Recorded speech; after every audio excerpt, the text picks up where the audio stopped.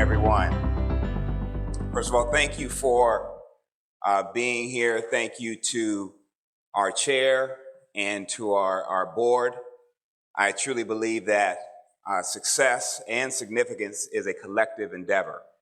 And so the board in every way is a co-laborer with me, the Board of Commissioners. And so thank you to each of you for your presence here, all of you that were able to be here.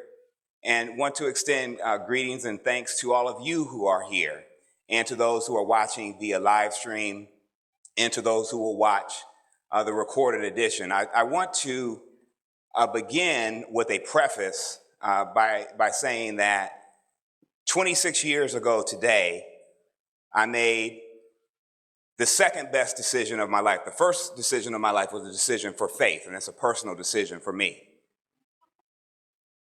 The second best decision I made was to marry Dr. Kenyana Nicole Walker. And 26 years ago today, she said yes, y'all, okay? And so I would not be here, would not be able to do the work that I do without her support and her encouragement. And I recognize that, and I pray that my tenure here is long and effective, but long after my tenure here, it's going to be me in my bay. So I have a token of appreciation for her, lest she think that I forgot that today was our anniversary. So you can come on out. And yeah. So come on up, come on up, come on up. She like, you doing too much. And I am. I'm absolutely doing too much. That's what you're supposed to do. So come on now. Give her a big round of applause.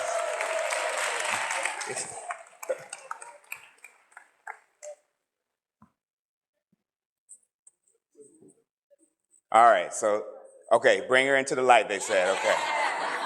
Don't keep her in the dark, all right. So this is her, y'all. This is my boo thing. And here are your flowers. Happy anniversary. Okay.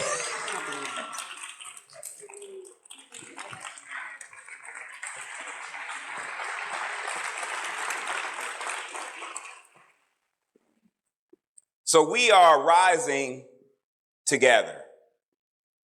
We are rising together. I said and shared in multiple formats as I was both in the interview process and since I've been here in Columbia, that I believe that everything rises and falls on leadership.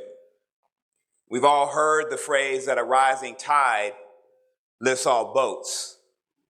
And I believe in the deepest fiber of myself that rising tide is leadership. But leaders don't lead alone, and leaders don't lead in isolation. Leadership, we understand as a collective endeavor, one that is shared amongst multiple stakeholders, and when done well, when done most effective, it's done as a team. I acknowledge the board. Here are their wonderful pictures. This work will not be done without the board and myself working together in a collective fashion, extending then to my cabinet and to the executive leadership team and to all of our leaders throughout the system. It takes a team of folks working together to do this well. I believe that the place of agreement is the place of power. And that if we want to be effective with our students, the best thing that we can show them is that we as adults are in agreement. And understand, my wife and I raised two strong-willed children. One, my daughter is here today. But both of them were strong-willed because my wife and I are strong-willed. But what we discovered is that we might disagree in the kitchen or in the bedroom, but we had to come out as a unified front. And when we did that, it made all the difference with the effectiveness of our parenting.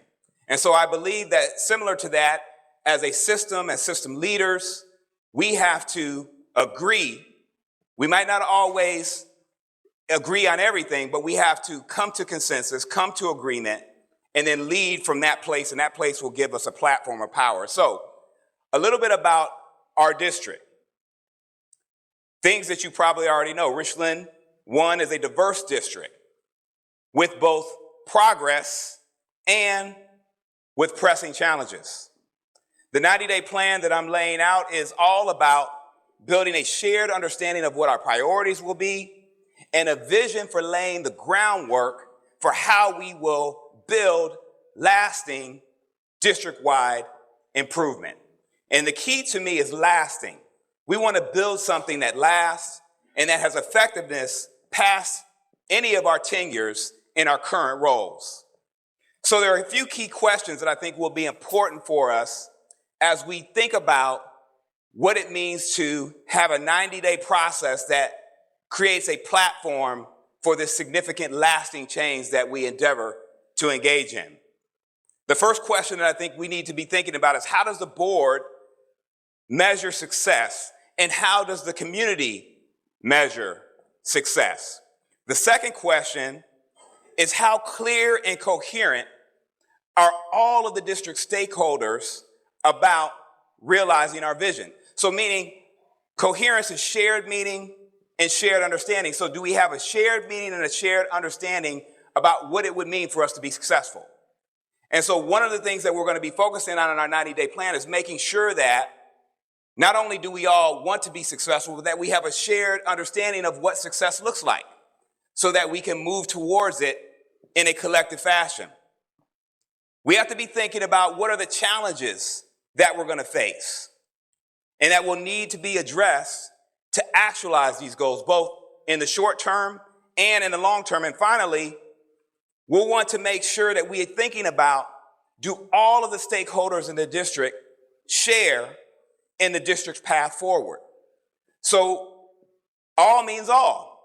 All is everyone to the exclusion of no one. And so we need to make sure that whether we're on the east side or the west side or the north or the south, anywhere in our district, from Lower Richland to Columbia High School to Dreer to AC Flora to Eau Claire to all of the clusters that exist in our system, do all of the stakeholders in each of those places share in the path forward? These are critical questions. We know our vision and our mission statements, that we want to ensure that all learners are able to achieve their potential in a safe, caring, and academically challenged and diverse learning environment. And we are transforming lives and empowering students to achieve their potential and their dreams. So how do we do that? The 90-day purpose that we have settled on is that we want to gain clarity about what we are solving for. We want to gain clarity about what we are solving for. I love this quote from Albert Einstein. He says that in this way, the framing of a problem is often more important than the solution. And the reason he says that is because the way that we frame a problem determines the type of solutions that we find. So what are we solving for? Kind of interesting, this book, Leadership and Self-Deception, has an anecdotal story in it that talks about a hospital around the early 1900s that was dealing with different success rates as it related to maternal mortality. And the two wards in the hospital had significantly different mortality rates for mothers after giving birth. In one section of the hospital, the mortality rate for mothers was close to zero. Mothers after giving birth were, for the most part, all having successful postpartum experiences and able to leave the hospital without any incident. In another section of the hospital, the mortality rate for mothers was around 10%. And so why the difference in the outcomes? And so they were searching and looking and saying, why in same hospital, two different wards, are we seeing different success rates? And so they began to do studies and to try to understand what was happening. And what they discovered was that, one, in the section of the hospital where the mortality rate was close to zero, there were nurses that were working there. And in the area where the mortality rate was higher, there were physicians working there, and they said, well, that doesn't seem to be significant. Are the nurses and the physicians doing something different? And so they began to do a little bit more investigation and interrogation of what might be going on. And what they discovered was that in the area where the doctors were working, the doctors were going and also working with cadavers. And so they were going and they were working with these cadavers. And this was before the discovery of germ theory. So they did not know that working with cadavers and not washing your hands would cause you to transfer the germ from the cadaver back to the mothers, as they were working with the mothers, and they were infecting the mothers. And the moral of the story is that sometimes as leaders, and oftentimes as leaders even, we sometimes think the issue's out there, but really the issue's in here.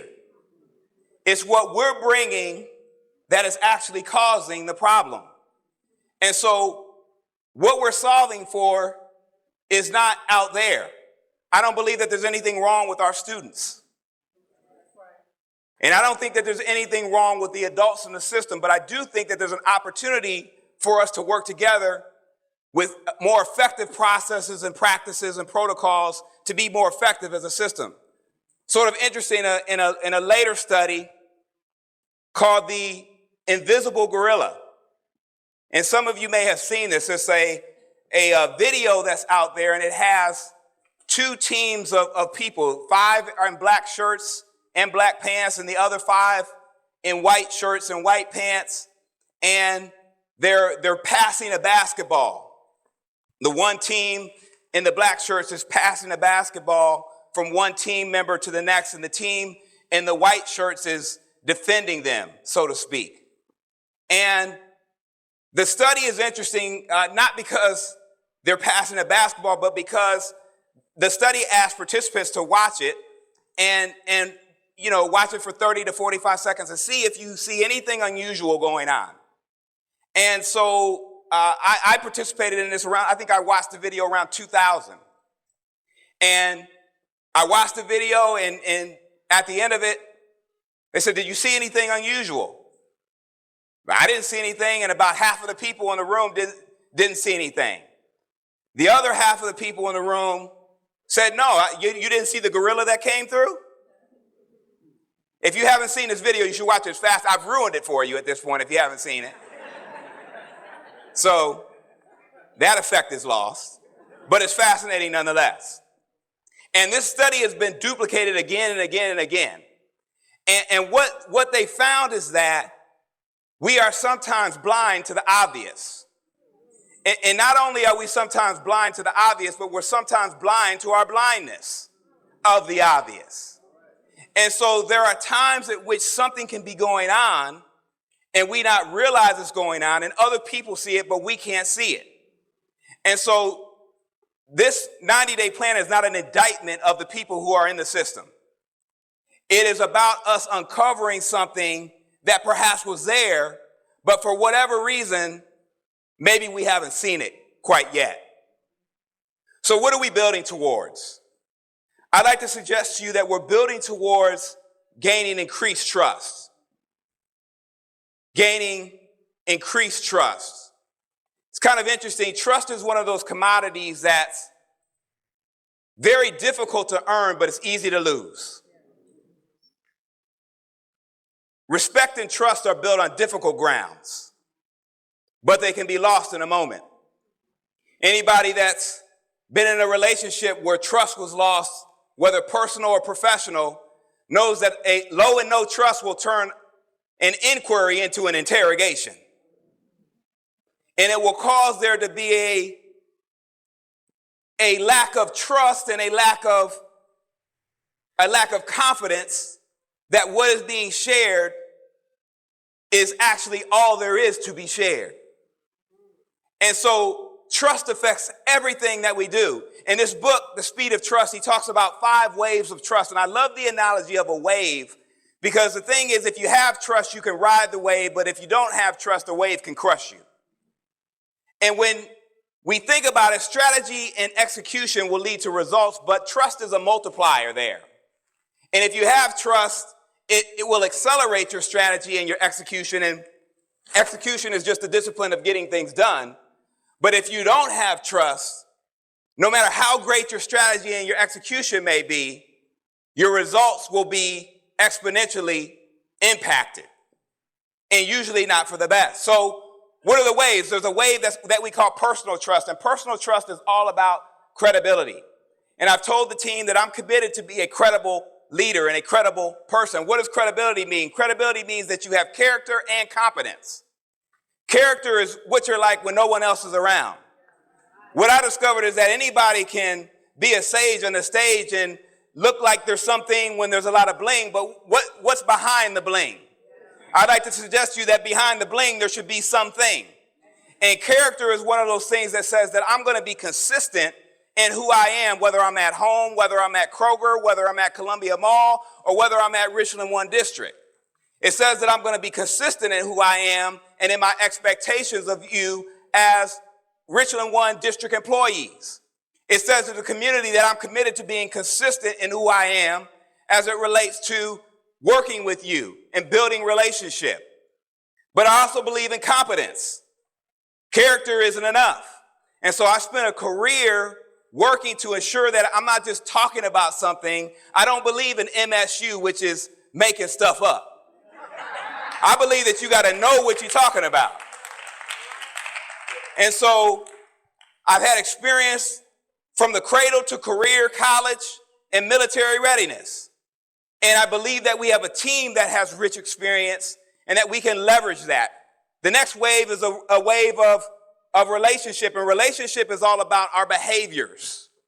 And here's the thing. We can't talk ourselves out of something that we behaved our way into.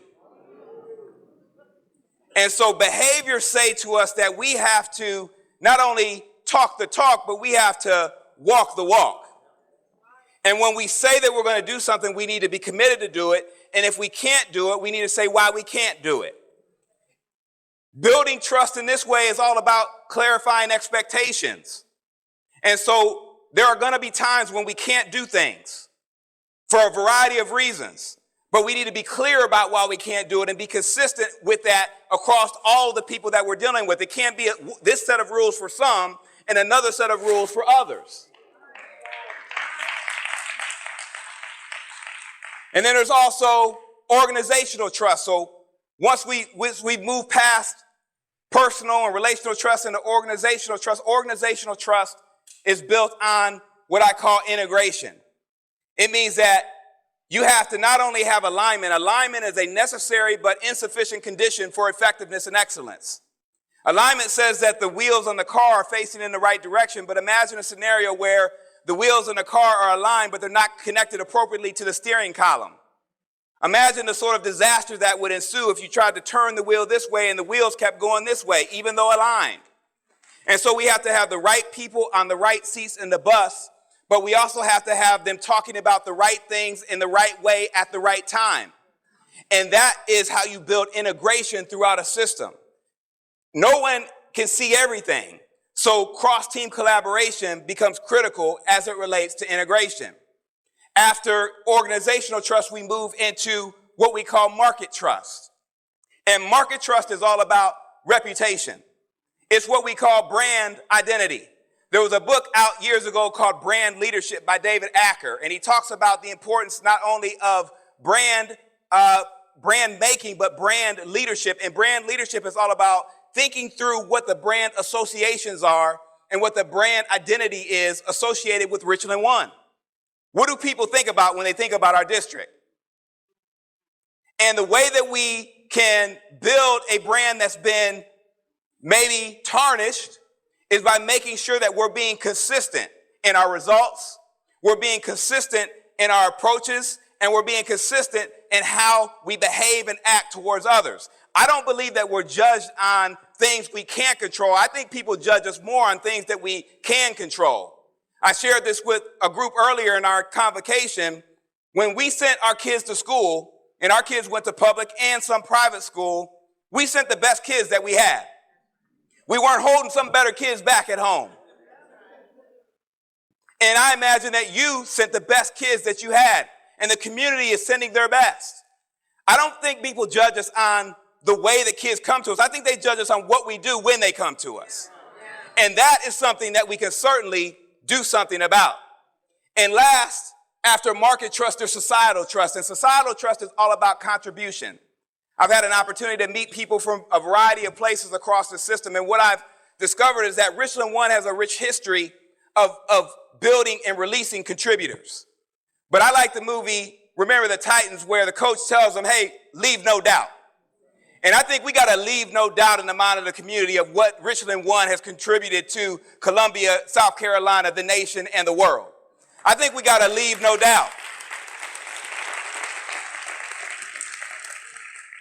In the minds of people that we are the leaders in releasing folks into arts and entertainment and into business and into congregation and community service, into the direct media, into education, into family and government spaces. I believe that we can lead in that work, but we have to lead through trust. So what is our deliverable? What are we building towards? We're building towards a vision that we will share, and I call this vision Richland 1 2030. And it's a 5-year vision that we will build towards. And I believe that vision is a comprehensive and detailed plan that includes everyone. Vision is a comprehensive and detailed picture of the future that includes everyone. What do I mean by comprehensive and detailed? I'd like to do a quick thought experiment with those who are here, and if you're watching via live stream, you can participate as well. I want you to think in your mind about a fish. What do you say? A fish. F-I-S-H. Now show me with your hands how big your fish is. Show me, show me, show me. Okay, some of y'all got Jaws, some of y'all got Nemo, some people got a salmon. Y'all all over the place. Wasn't I clear? I said think about a fish.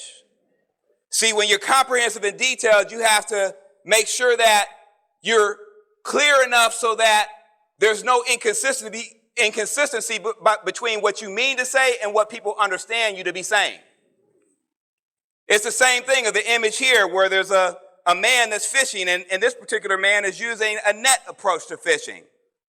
But look, you can use a hook, line, and sinker to go fishing. You can also use, I've been told, explosive devices to go fishing. I wouldn't recommend it, but you could do it. There are multiple ways to fish. You can use a spear and go fishing.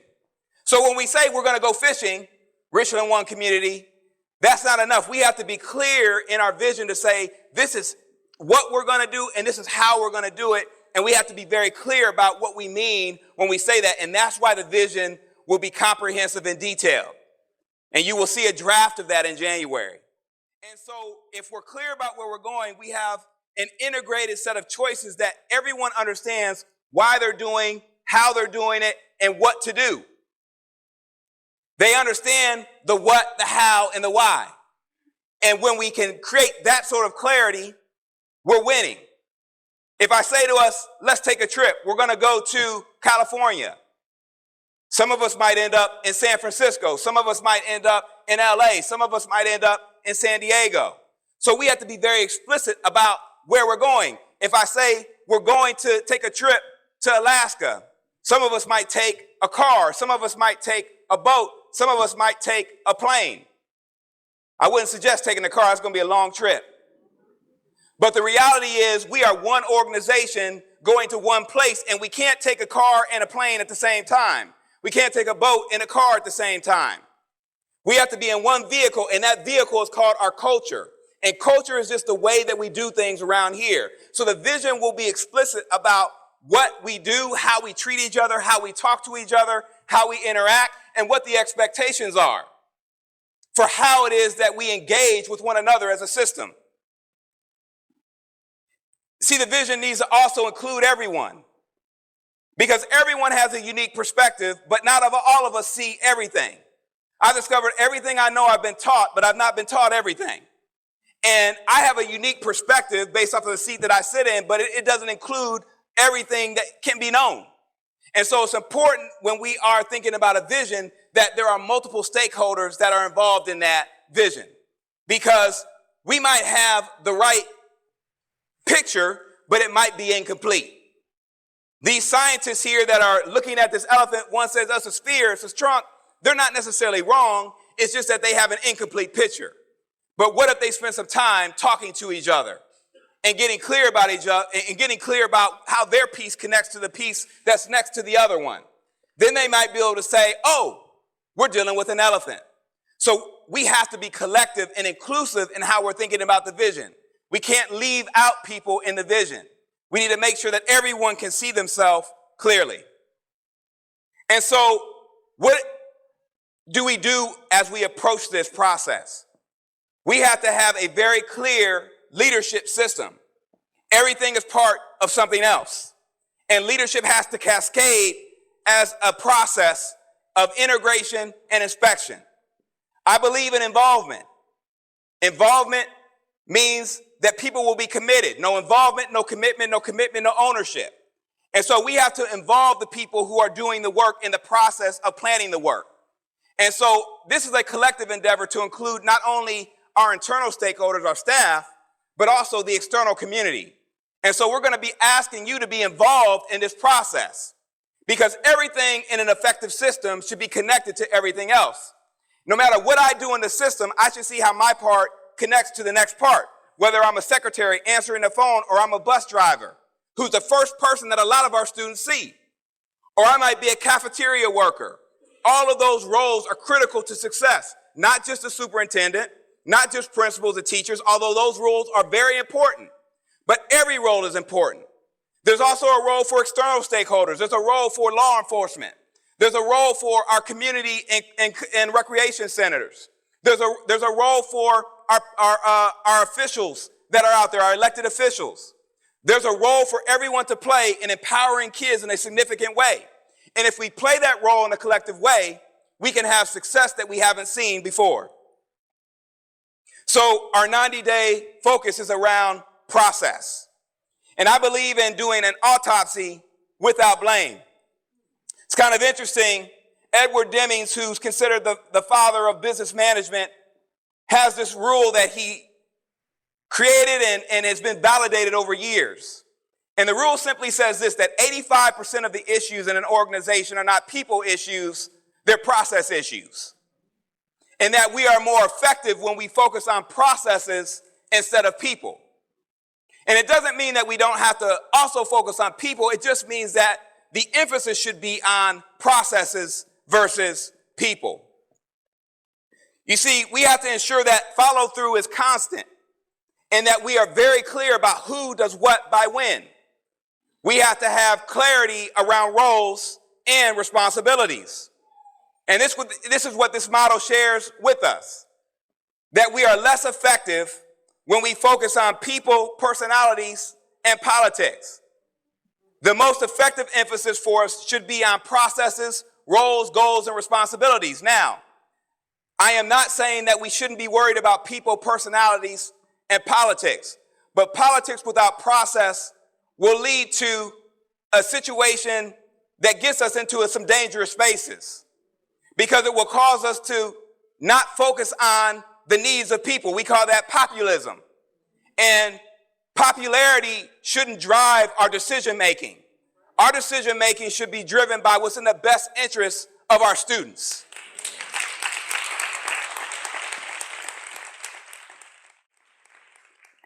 So my primary objective is to conduct a comprehensive assessment of Richland One's operational, instructional, and financial systems.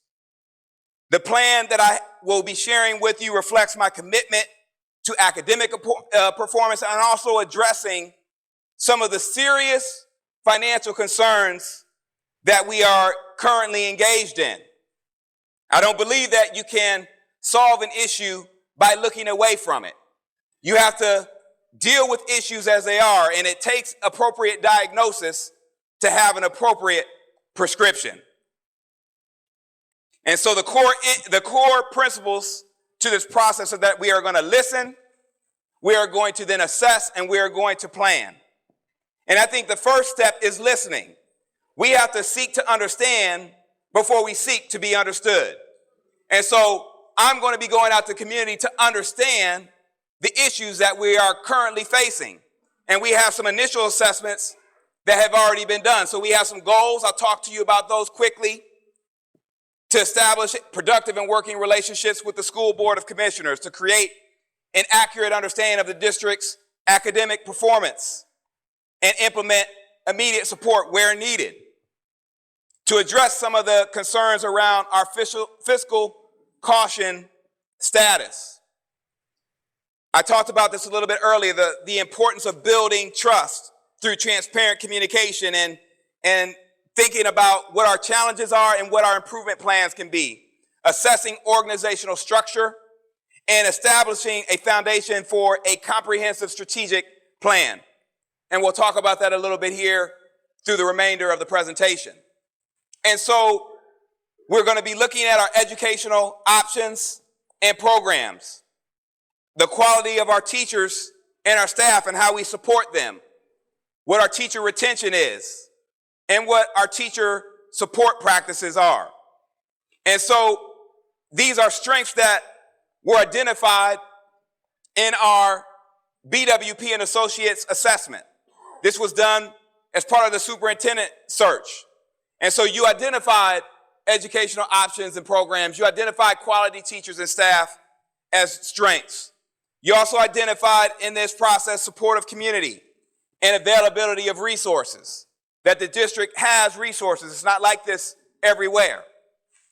But there were also some, what I call opportunities. We could also frame those as challenges. Recruitment and retention was a challenge that community folks named when we were looking at the superintendent search. So that's something that's at the front of my mind. Funding came up, but in a different way. People acknowledged that we have resources, but there was concern about how those resources are being used. And so transparency is going to be critical for us moving forward to ensure that we've addressed that. There was also concern around facilities, curriculum, and instruction related to school safety. These were things that you all raised as part of our superintendent search process. So they will become a framework for how we think about this 90-day plan. So phase one. We're going to have board engagement. This has really already begun, but this is our official launch date. Board engagement, senior leadership assessment, school visits, financial assessment, and community engagement. And so this will be an intense process that is about collecting information. We're not making decisions, we're collecting information. It's appreciation of what the issue is before we try to solve the issue. In weeks 5 through 8, we'll be doing a deeper assessment around academics, finances, organizational assessment, as well as stakeholder collaboration. What is the current state of our stakeholder relationships? We'll also be then moving into weeks 9 through 12, looking at our improvement planning around academics, finance, strategic planning, and communication and reporting. And so you should see a theme here. We're going to be consistently looking at our academic platform, our business and operations platform to include finance and HR, our communications platform, and our overall district-wide effectiveness. I call it the ABCD of our plan. That will be a consistent theme throughout. And it will also be a consistent theme that we are going to be appreciating before we're trying to collaborate. And so the depth and breadth of appreciation will determine the strength and the effectiveness and the longevity of collaboration. If we don't spend enough time appreciating how we got to the place where we got in, and we try to solve something that we haven't fully understood, we'll find ourselves back in a place of confusion pretty quickly. We have to make sure that we take enough time to understand what were all the factors that led to this pain point. And how did we find ourselves here? This is one of the principles of any recovery process. You first have to understand how you got to the place that you were in before you can effectively figure out how to get to the next space. And sometimes we try to preempt the process because we just want to get past whatever the issue was, but we have to spend enough time really understanding the issue to effectively move forward. And this is what we will be doing as part of our 90-day assessment and plan. Our deliverables that will be coming, our community assessment report, financial report, and academic improvement framework. All these things will be part of what I report out to the board and to the larger community after this 90-day assessment, and I'll give you a timeline of that here in the next few slides. We'll also be looking at organizational structures. Do we need structural changes? And again, we're not making those changes right now. We're just assessing our current state as it relates to organizational structures. Our strategic planning framework.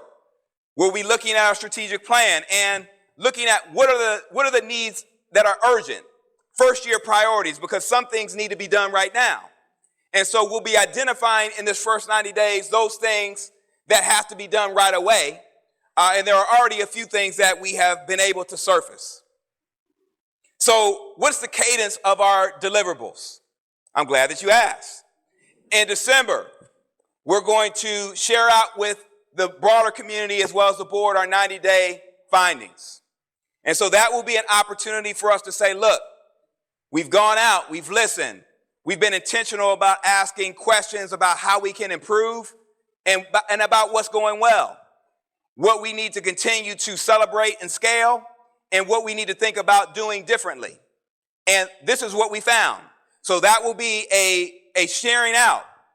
And my commitment to the community is that I will be very clear about what those things are. We're not going to dance around issues. If there was an issue, then we will say what the issue was. And I believe that you have to own the issue, and then once you own it, you can move past it. But we can't make excuses for the issue. I said this quote that I like and that I've heard multiple times during the convocation, and it says simply this, that excuses are tools of incompetence used to build mountains of nothingness, and those that use them seldom accomplish the task. You say, Dr. Walker was hard on us. It's not my quote. But I like the quote. And it's not to say that we can't have explanations, because I think we should have explanations.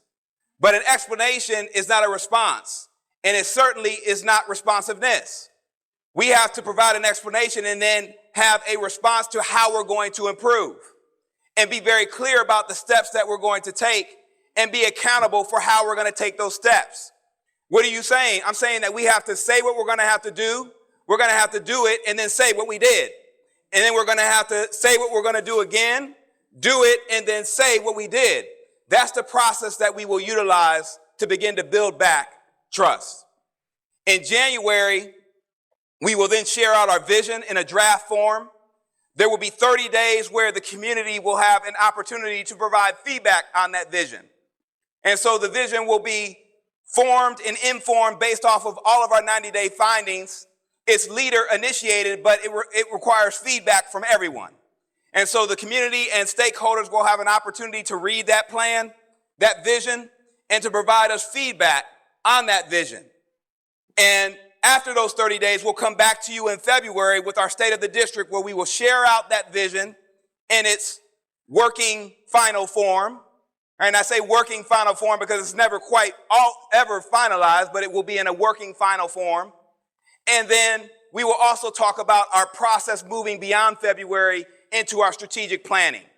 And so strategic planning just means that everything in the system should be aligned and integrated. And so the objectives that we have should be tied to strategic outputs and to strategic activities that everyone in the system is engaged in. And all stakeholders should understand how what they're doing connects to the ultimate goal or priority that is identified and associated with it. And so what will our measures of success be? We'll develop a productive and working relationship with the school board, and I think that we're on a path to that. And I believe that you have to treat people with parity. It's important to me that every board member knows that they have equal voice as I am seeking to lead this district in an effective way. I'm not preferring some over others. Everyone's voice matters and is important to informing the process. We'll need to have a clear understanding of the district's academic and financial challenges. We've had some significant success academically, and we've had some success financially. But there's been some missteps as well, And as I shared with you, trust is hard to be earned, but it's easily lost. And when you have just a few things that don't seem quite right, it casts a shadow on everything. So we need to work very hard to make sure that we're cleaning up the little things and that we're being transparent. But I'm also not going to ask people to be beat up on. We're going to own it. We're going to have a process to move forward, but we're not going to allow ourselves to just get beat up on for things that we've already corrected or things that we're working to correct. We'll have a credible financial plan for recovery, and we already have the beginnings of many of those pieces. We have an executive leadership team that I'm very proud of, the work that they've done. So thank you, team, for the work that you've been doing. Very, very effective team. But we're going to work to become even more effective. We're going to have a foundation for sustained academic improvement. And so we have a great team of academicians and academic leaders, and I've added to them a deputy superintendent to help to integrate that work. And I'm confident that our scores will continue to rise, and we will have one of the greatest academic years and years to come of any district in this state. Watch us rise. Watch us rise. What are other measures of success? A roadmap for addressing achievement gaps. We have to be aware of that. And I believe more than achievement gaps, it's really about opportunity gaps. And we want to make sure that all students have opportunity and access. Clear metrics for accountability systems. Enhanced financial controls where needed. We'll look at that. Alignment of resources with district priorities. And so we'll make sure, as we clarify what the priorities are, that we're thinking about are the way that we're spending our money aligned to those priorities. Because we can't do everything right now. And so we'll have to think about, if we have a finite amount of resources, how do we spend those resources in a way that is most effective? And that will be part of our assessment of success. Improve transparency with stakeholders. And so again, we're committed to being transparent about places where we've fallen short. And we have to be clear about that, but we also have to be clear that this is how we're moving forward, and clear to ask people to give us an opportunity to show that we've made progress. The entry plan that I've shared with you reflects my commitment to the critical challenges that we're facing, to address them in both the short and the long term. But it also means that we'll need to establish the conditions necessary for transformational change and for transformative change. Transformation is difficult work, because it means that you can no longer do things the way that you did them before.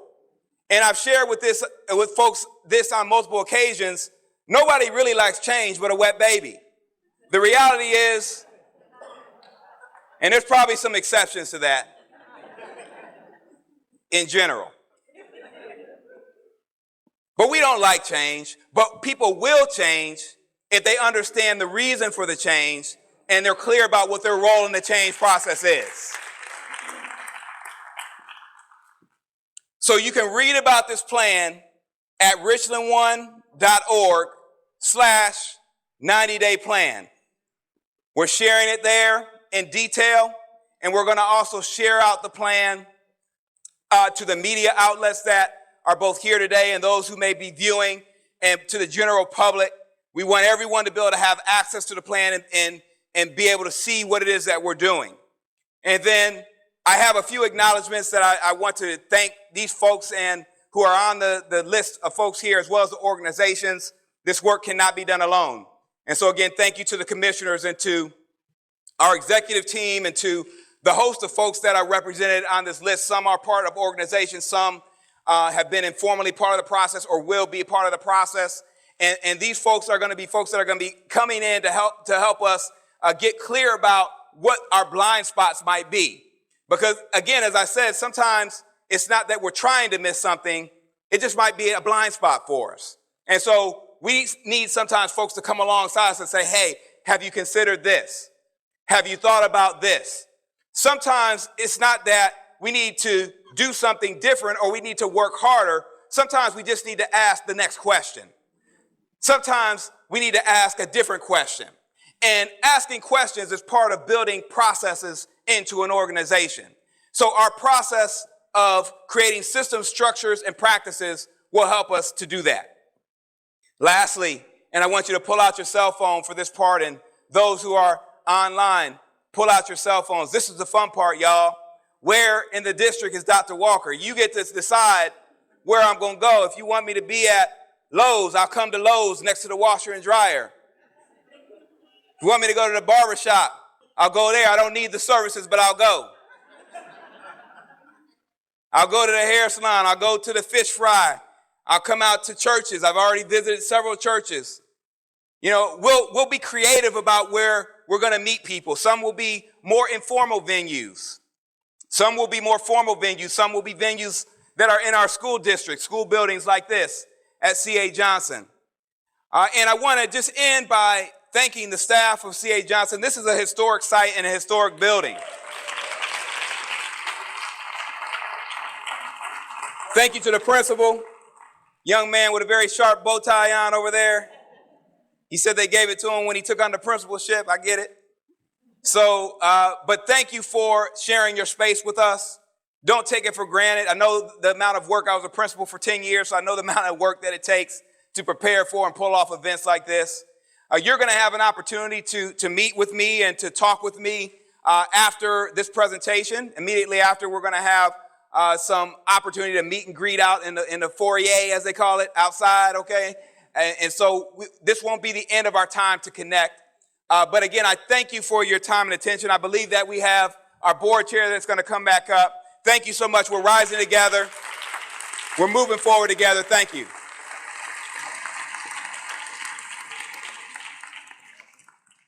My name is Angela Clyburn. I am one of the Richland 1 commissioners for School District 1. Oh, unity. And you hit it right on the head.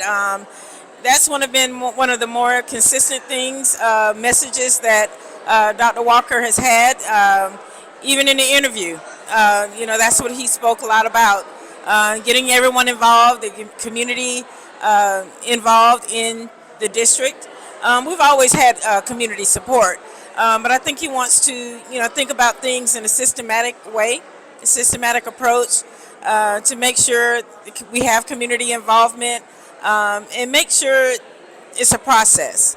It's a process that everyone follows in the district, no matter if you're a cafeteria worker or a cheerleader coach or a principal or a student or a parent. To make sure we have everyone involved. And I think he is coming from it more from a standpoint of culture, to make sure that everyone is communicated with and that you're able to give feedback, so you have communication as well. But it's more about the culture and what is expected of everyone involved. So I think it's a good idea to focus on process, because that way everyone knows what the plan is, and you know where you're headed and where you want to be. But I just think you have to lay things out. You have to, make sure everyone understands what the plan is. Now, that 90-day plan does not mean everything has to be done in 90 days. So if he were standing up on the stage tonight and saying that, then I would be looking a little sideways. But he's really just stating this is where we want the districts to be. This is the 90-day plan to achieve those goals. Thank you so much. Bye. Yes, I am Dr. Cole. I am the principal of C.A. Johnson High School. I'm excited to be here. I appreciate all the titles. Hopefully I can live up to some of those.